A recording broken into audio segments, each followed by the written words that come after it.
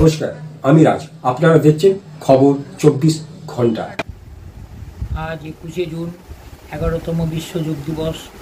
এই বিশেষ দিনে আমরাও হুগলি জেলায় মহা সমারোহের সাথে যোগ মহোৎসব পালন করলাম। সারা জেলায় 4টি তহসিলে কমপক্ষে ছোট বড় 100টি এলাকায় এই মহোৎসব পালন করা হয়েছে, যাতে অংশগ্রহণ করেছেন কমপক্ষে 10,000 পুরুষ ও মহিলাগণ, যারা যোগের সঙ্গে প্রত্যক্ষভাবে যুক্ত আছেন। এছাড়াও বিভিন্ন স্কুলে শিক্ষক ও শিক্ষিকাগণ তাদের ছাত্রছাত্রীদের যোগ প্রশিক্ষণ দিয়েছেন।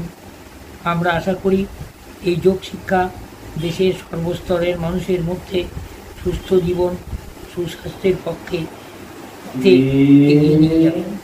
ধন্যবাদ, নমস্কার। অজিত কুমার প্রামাণিক, হুগলি জেলা সভাপতি, ভারত সবাই মান।